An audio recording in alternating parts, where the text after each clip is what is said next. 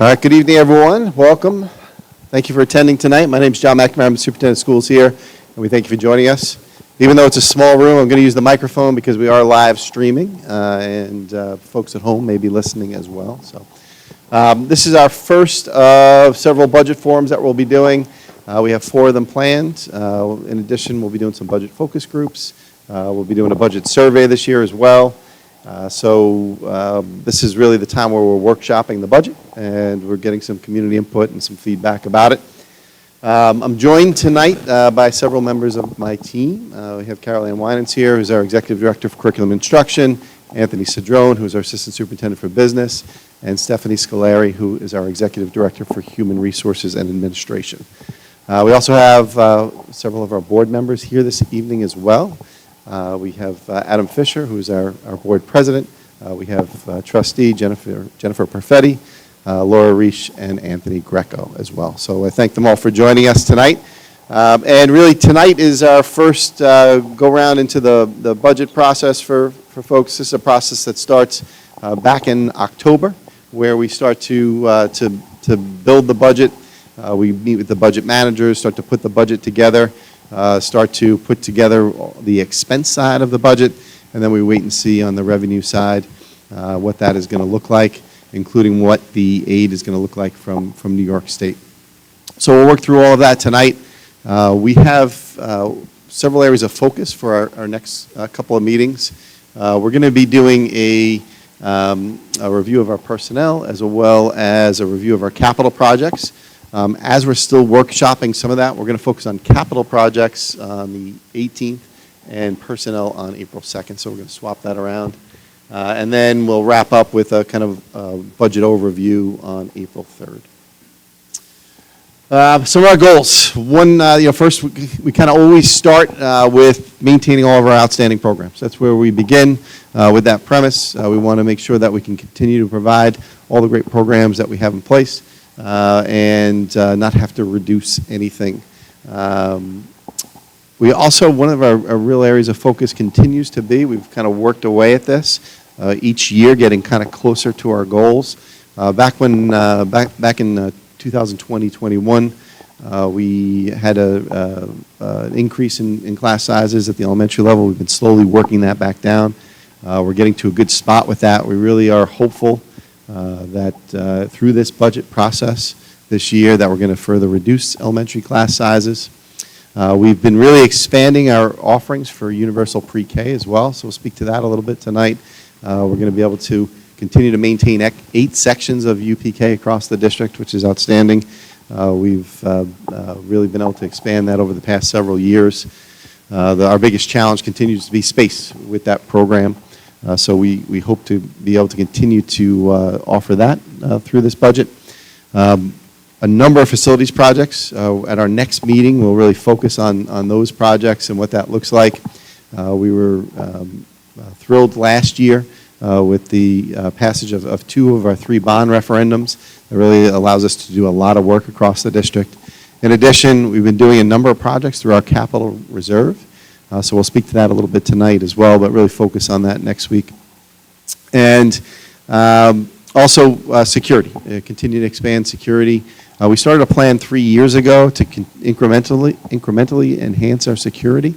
And we're getting to year 3 of that implementation through this budget, where we'll continue to expand security personnel and upgrade various areas of security.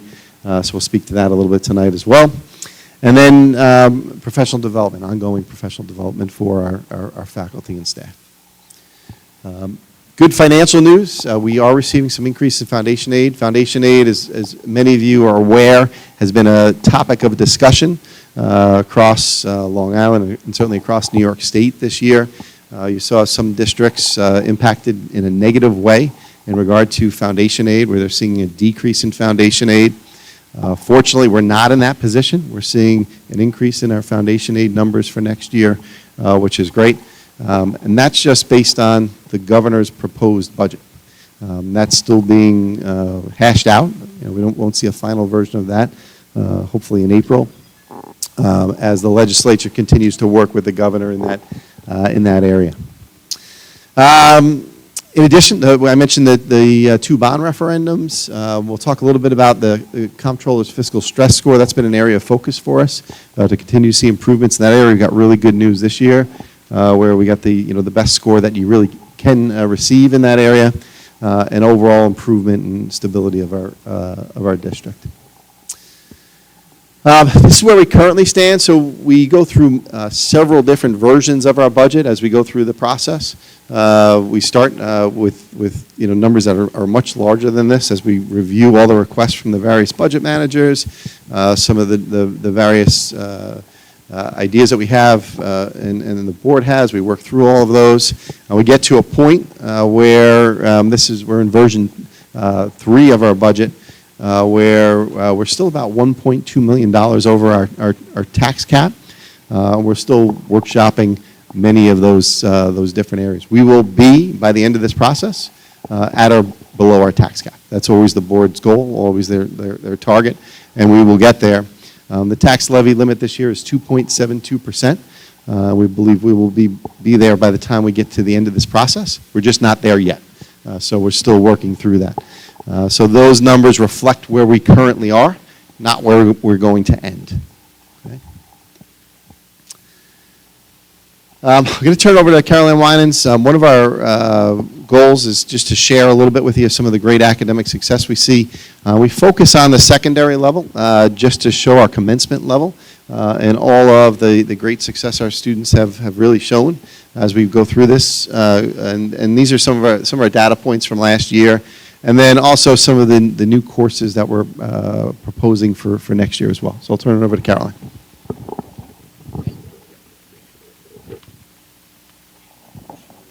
That's okay. I got this. Told myself where to press spacebar. All right. The academic achievements of the class of 2023 showcase our capacity to offer diverse programs that present challenging coursework and cultivate the 21st century skills necessary for future success. 66 students achieved the status of AP Scholar, with 26 AP Scholars, 12 AP Scholars with honor, and 28 AP Scholars with distinction. 100% of the class of 2023 earned at least a Regents diploma, with 23% earning a Regents diploma, 47% earning a Regents diploma with advanced designation, and 30% earning a Regents diploma with advanced designation with honors. The post-graduation plans for the class of 2023 included 88% attending a 4-year college, 7% attending a 2-year college, 4% sought employment, 0.5% attended a trade school, and 0.5% attended the military. In order to prepare for higher education, 91% of the students in the class of 2023 took at least one college level or advanced placement class. 61% of students in the class of 2023 took at least one AP exam.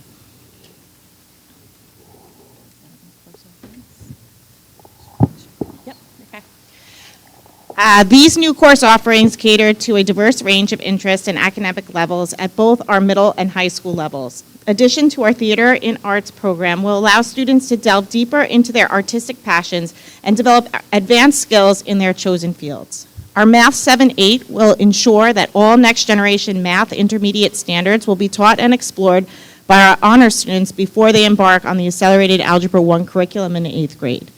This program will also allow for additional 20 minutes of math support every day embedded within all 7th grade math classes.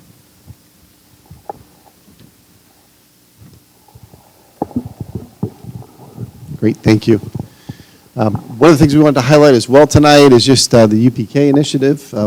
I can see how that program has grown. We anticipate, again, 8 sections for next year in 24-25 as our allocations, our allocation year to year is actually the same. It just is enrollment driven for 23-24. We only receive as much of the grant as students we have enrolled, and based on the 130 students that we had enrolled, that will be our allocation for 23-24. We anticipate 144 students for 24-25. We just held our lottery for that, and we were able to really secure placements for almost everyone, just a handful of folks that did not. So we're really heading in a good direction there. As I mentioned earlier, one of our challenges for this program is space. We have 8 classrooms currently. We have 4 at Wantagh L. We have 3 at Forest Lake, and we have 2 over at Mandalay.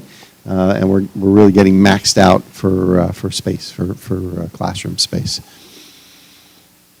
As I mentioned earlier, one of our concerns for ongoing concerns is continue to work to bring down class sizes at our elementary level.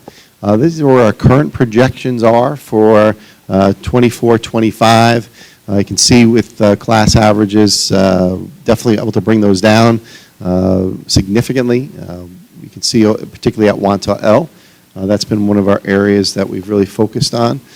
So with the addition of 2 sections next year that we anticipate over at Wantagh L, you can see we're bringing the class size down considerably there from where it stands this year. We'll continue to monitor that as we continue to watch enrollment across the board, particularly at the kindergarten level. Security enhancements, as I mentioned, we started a plan about 3 years ago to continue to upgrade our security services over a series of several years. You can see we're looking to add additional hours and expand some of our security services for next year. There's probably about a $40,000 increase in coverage there in this current budget. We also are in the process of upgrading our lockdown management system and our new security cameras management system that we're going to be implementing as well. And we're looking to upgrade our PA systems. Those play a critical role in our security plans. So we're going to focus on the elementary schools for next year there. Also, another capital projects. These are some of the projects we're currently under consideration. We have 2 sources for capital improvements in our budget for next year. One is a transfer to capital. It's about $1.5 million. This was all part of our capital plan that we started with the bond work several years ago. Some of the projects that we were unable to put into the bond, we then left to address through these 2 sources. Transfer to capital, this will be money directly in the budget. Looking to do a ceiling project at Wantagh High School, some lighting and sound improvements in the high school auditorium, some work within our middle school gymnasium. We are just about complete with the high school gymnasium project that we started last year. We're just waiting on the final piece, which is the windows there. And we'll be moving on to the middle school gym, where we're going to do the floor there, the wall pads, some painting of the walls in that gymnasium as well. Some painting of the middle school hallways is also on that list. And then we have a number of other projects we're currently reviewing as well. Capital reserve, we have currently about $1.2 million in that reserve to do some additional work, which include the PA systems at our elementary schools, and there's several other projects that are under review that we'll go into a little bit more detail with at our meeting next week. So there'll be, in addition to the propositions that will be on the ballots in May for the budget, for the trustee election, there will also be a proposition to create a new capital reserve, which we're just about at the end of the life of this current capital reserve. It was created several years ago for about $7.5 million. That one is just about complete. And we're looking to create a new capital reserve. That'll be a $10 million capital reserve for 15 years. And once again, those reserves are created with any fund balance that we have at the end of a budget cycle. We use those to continue to improve our facilities. So those will be 2 additional propositions. One is to create a capital reserve, and the second one is the expenditure, the $1.2 million that I just outlined out of the current capital reserve. So that'll be another item that folks will be voting on. All right, speaking of fund balance, I'm going to turn it over to Mr. Cedrone. He's our Assistant Superintendent for Business. Talk a little bit about fund balance, where we currently stand, and a couple of other topics as well.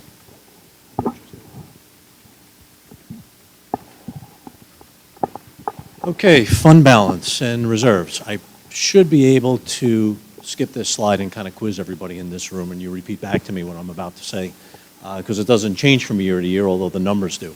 The reason we put the slide in here is because when you build a budget, reserves and fund balance in total are an important part of that budget, right? They can either contribute to or draw from any one of these categories. And fund balance is, and these reserve accounts are what auditors and outside entities look at in terms of assessing a district's financial health. The comptroller with the fiscal stress score, they look at this as well. These reserve balances over the last couple of years are now appropriate, meaning that they're funded within the guidelines in terms of what a maximum amount would be for each of those. And the descriptions are fairly self-explanatory. By law, when you put money into a particular reserve, you can only then take it out for a specific expenditure or a particular item. So you have workers' compensation. That amount of money is used to pay claims that come in when employees are hurt on the job. Retirement contributions you can draw down upon solely to offset teachers' retirement or employee retirement system expenses. The employee benefit reserve is there are employee contracts that provide for separation payments when employees retire. So there's a value to those. When those are made, there's no budgetary impact. It's paid from that reserve. The repair reserve is to make unanticipated repairs to the facilities. Capital improvements is the one that we just spoke about on the last two slides. That's the one that has a funding limit, such as was discussed that we would be requesting for a new one. They have a length of time and an amount of money that you're allowed to place in that reserve. And when you use that one in particular, anything related to capital needs community approval to expend from, which is why you see it on the request to spend from it each May, as part of the budget vote. Unemployment reserve is used to pay the state for any unemployment bills that we may receive for people that claim unemployment. And then undesignated is the amount that's left over that doesn't fit in one of those other categories. So June 23, our actual, those have been audited numbers, right? That's where we stood last June. From January through June, once a month, I typically take out my crystal ball and try to figure out where we're going to end up on June 30th, 2024. Those are literally just projections. They'll get refined as we get closer to June, up, down, depending on again, how this year's budget looks like it may end the year. But you can see overall a change of just about a $2 million increase in total. This will be important in another couple of months because although the bond approval to do a lot of that capital work was last December, we haven't borrowed any money yet. When we go out to borrow, we haven't been in the market for a bond in a while, so we will need to go out to the rating agencies in order for them to reassess our current financial situation and assign us a rating for that, which will then in turn be helpful to us in terms of the rate that we're going to get when we go out and borrow. And they'll be happy to see these kind of numbers on there because like I said, when I started, they're kind of funded at what's defined by the state and the comptroller as appropriate levels for each of these. The fiscal stress score, the New York State Comptroller every year takes, among other things, all of those fund balances, our operations for the year, our cash position, and short-term borrowing to come up with some formulas and some calculations that they do. You'll see the ranges of the scores on the left and what the appropriate designation is depending on your score, and then a history from 2016 through last year of our actual score. When we got this one, I did say it's, I guess, one time in school you want to get a 0. So a 0 is obviously 0, and you can't get any less than that. Anything less than a score of 24 is considered no designation. As the operations, ebb and flow year over year, I would expect fluctuations potentially, up and down, like we had the 6.7s and some 3.3s. That would be normal. You just want to stay below 24. So as of June 30, 2023, we're at 0, which, like I said, is the best that you can do.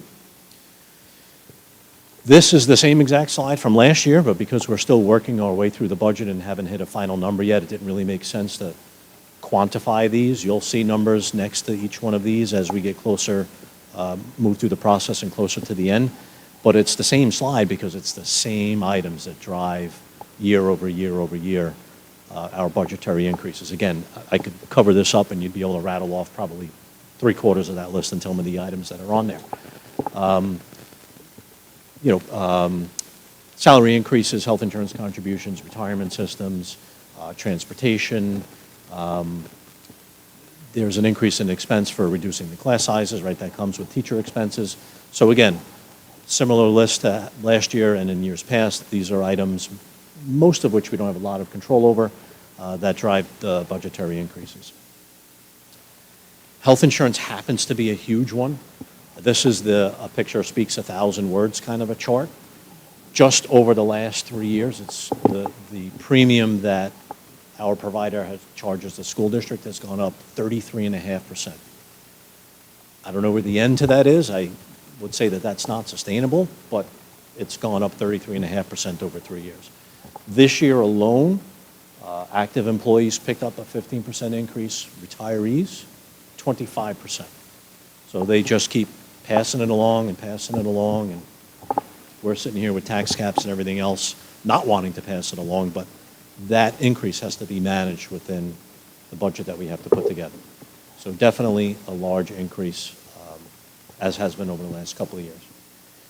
State aid, as was mentioned, currently we have $22.1 million in state aid in the budget as a revenue source for next year. It's entirely possible that the state doesn't have an on-time budget, so that's as good of a number that we may end up with as we go through the rest of our process from now through May. Between the break for Easter and then the break for Passover, they don't have a lot of time to get things done, but who knows? So that's what we have in there now. Don't expect it to go down. It typically goes up. It could also remain flat, but that's a solid number that's already included. It funds 23% of our budget, comes back from the state, with obviously then taxpayers paying the difference, about that 67%. The increases, as was mentioned, it did go up from last year, the amount of state aid that we'll get. So it does offset some of those significant expenses, but obviously not all of them, and then we have to manage the rest. Like I said, we'll see what the final budget proposal looks like when we get there.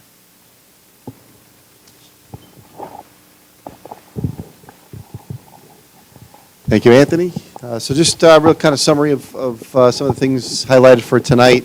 There'll be the 3 different propositions on the budget, on the ballot that you'll see. One is for the budget, one for a capital reserve expenditure. That's the $1.2 million in projects that we'll be doing. One is for the creation of a new capital reserve fund. Continue to, all the outstanding programs is always our goal, as I started tonight, to maintain. This budget will look to do that. And as Anthony highlighted, there's some significant drivers. Once again, health insurance premiums continue to be a major driver.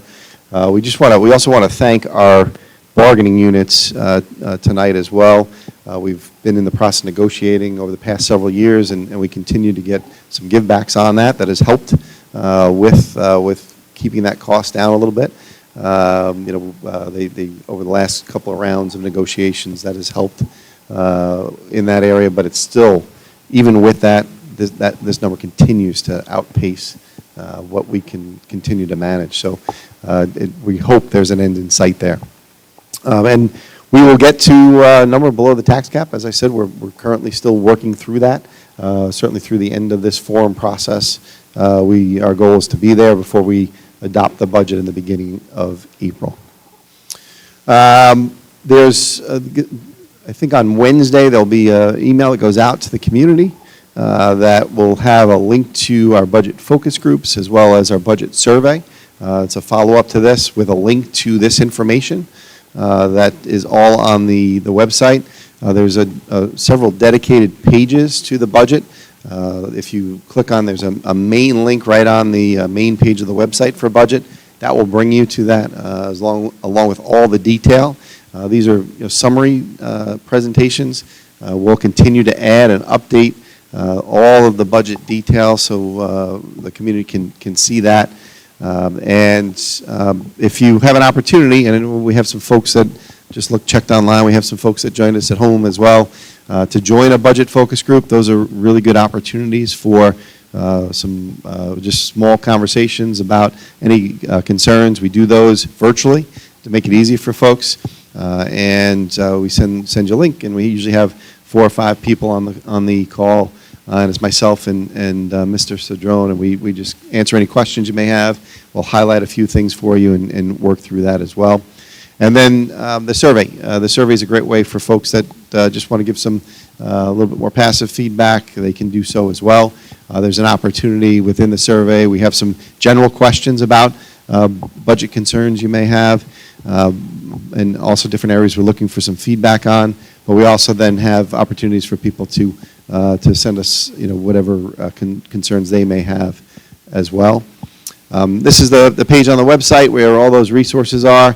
We update that as we go, so each one of these presentations is on there, and then all of the budget documents as they're completed are posted to that page as well, so you'll have that.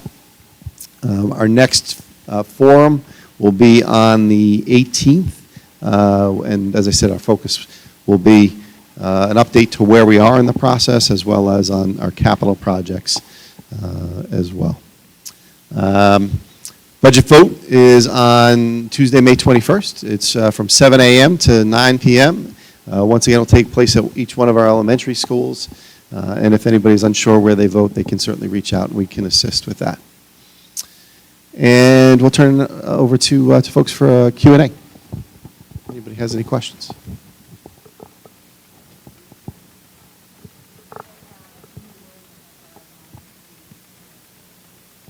Yeah, that's part of the capital projects that are under review.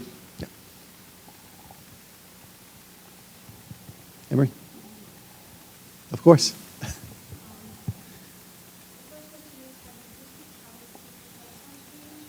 Not yet, no. It's something that the board's reviewing, though, and we were kind of see where the budget stands to make those determinations. We made an adjustment. It was adjusted up a few years ago and then kind of adjusted back down, but we're going to review that as we get closer.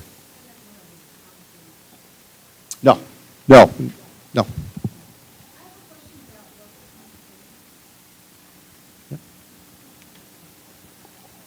Yeah.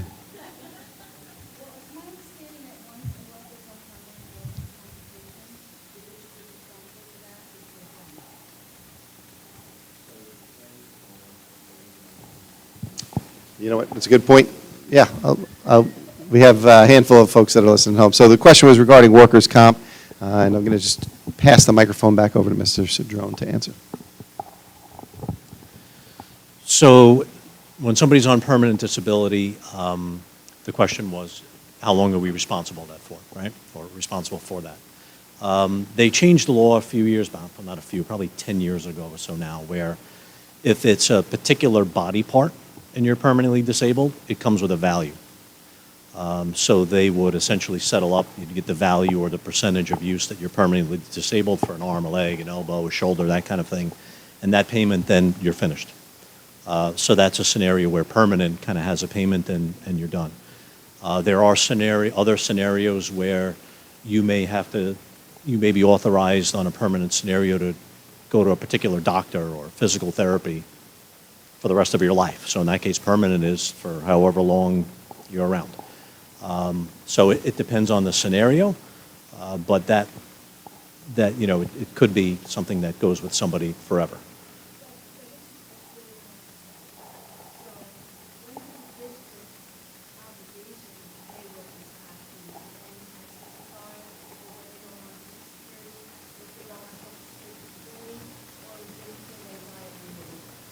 It could be until they die at 98 years old. However, when did I get here? 5 years ago? So in 2020, we joined a workers' comp cooperative with about 22 other school districts in Nassau County. And because it's a cooperative, it functions, so we make a payment every year into that cooperative where an actuary says, hey, based on your history, we think that this will cover all of your injuries for the upcoming year.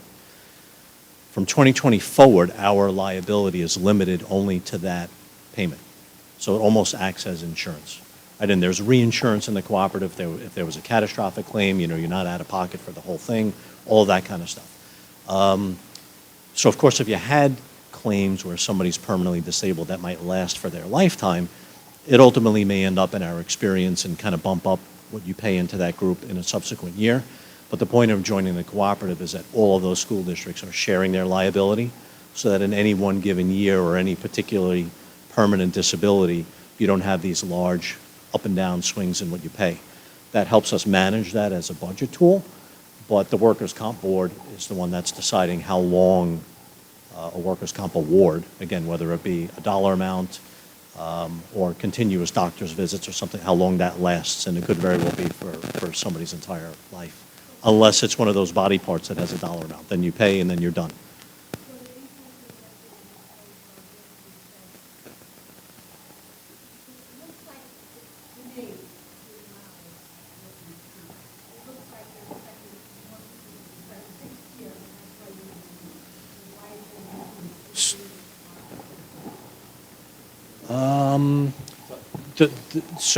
The budget line itself may have an increase, and you're right. So again, we share the risk. As a whole, the cooperative may have needed, let's say, 2% more, and then we pay a share of that. I think for the year that we're going into, just as an example, I think our premium should have gone up 5%, but again, the group shares that, because I always say that you're only one accident away from having a bad year. So for somebody that had a bad year from getting clobbered, everybody kind of averages that out in these buckets and tempers the increase. So when you see the budget line go up, it would be for that reason, for that premium to go in. So to your question about does that mean they anticipate more people getting hurt? Maybe, maybe not. It could also be based on past experience for the group that's feeding a little bit of that. The reserve is based on an actuarial analysis and kind of what we paid out, and that gets met. So everything, all of the claims to your original question about like how long are we on the hook, everything prior to 2020 we're on the hook individually for because we were not part of the group. So all of those claims, all those injuries we pay until they're gone, and there are injuries in there we're paying for at 25, 30 years old, right? Not a lot, but they're still in there. So that's what the reserve is designed to handle. There's no budgetary impact for prior to 2020 claims. The reserve would pay for those, and then 2020 forward, the budget has an amount to pay into the cooperative. So it's kind of a little bit of a mixed bag. Good? You're welcome. Yes, sir.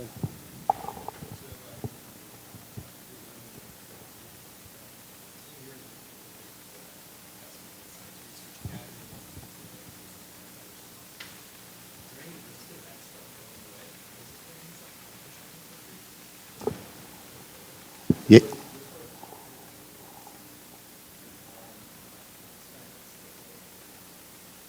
Yep, thank you for the question. Yeah, so question was regarding our science research programs that we've recently added at Wantagh High School, and if there's any concern about. Yep.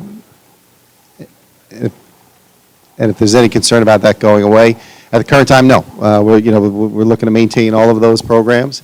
That being said, right, I don't have a crystal ball, can't look that far into the future in terms of what that would look like. For next year, we're projecting that we're in really good shape and that we'll be able to maintain those programs.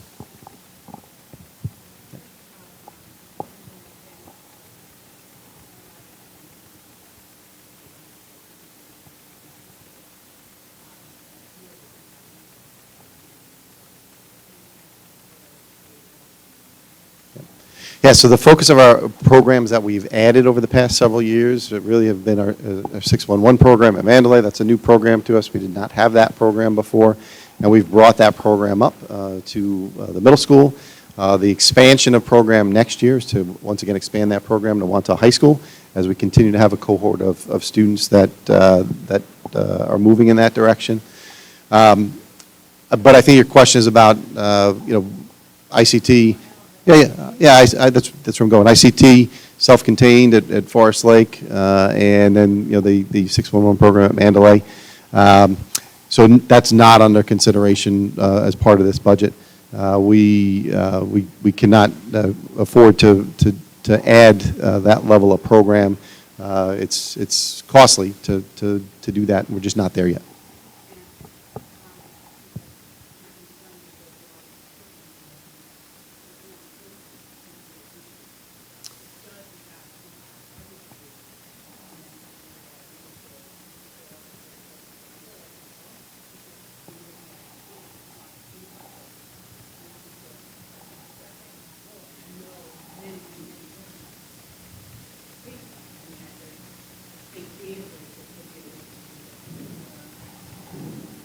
Yeah, and just to clarify too, so we offer the program, it's just not at Forest Lake. So we have students that travel to Wantagh to receive that service. Yeah. Yeah.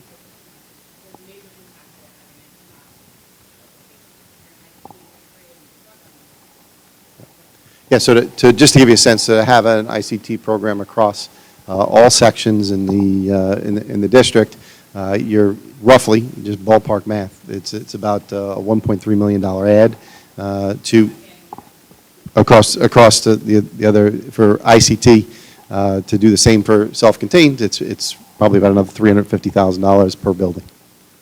Just to give you a sense of that. We just can't afford to add that at this time.